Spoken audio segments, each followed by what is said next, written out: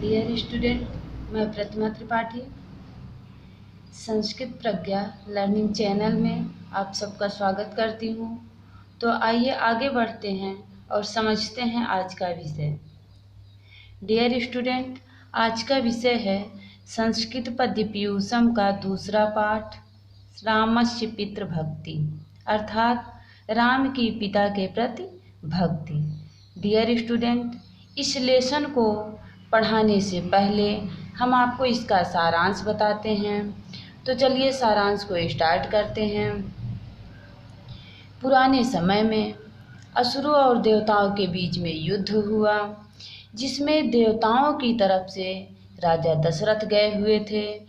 राजा दशरथ रण क्षेत्र में बाणों से घायल हो जाते हैं। तो उस समय रानी कैकेयी उनके बाणों को निकालकर उनके प्राण की रक्षा करती हैं। तो उस समय राजा दशरथ प्रसन्न होकर कहते हैं कि हे रानी, तुम मुझसे कोई भी 2 वर मांग लो।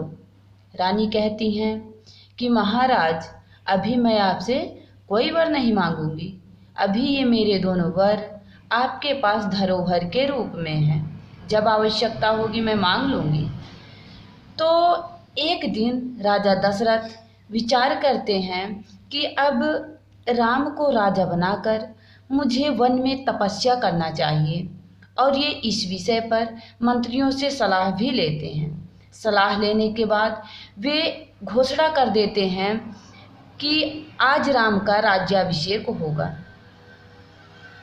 तो इस बात को सुनकर, राम के राजा बनने की इस घोषणा को सुनकर मंथरा कैकेयी को बहलाती फुसलाती है। तो उनके बहलाने फुसलाने पर कैकेयी उसी दिन राजा दशरथ से अपने दोनों वर मांग लेती है। कैकेयी के ये दोनों वर इस प्रकार हैं।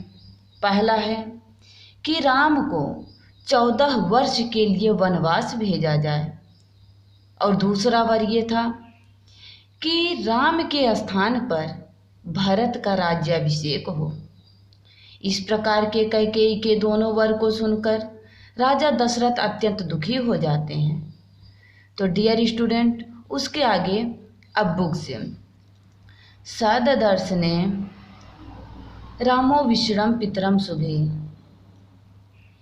वह राम पिता को कैकेयम सहितम दीनम मुखेन परिशुचिता, अपने पिता को कैकेयी के साथ सुंदर आसन पर बैठे हुए देखते हैं।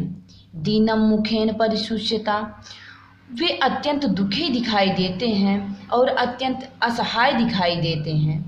स पितुश्चरणो पूर्वम अभिवाद्य विनीतिवत, वह राम सबसे पहले श्रद्धापूर्वक अपने पिता के चरणों में प्रणाम करते हैं।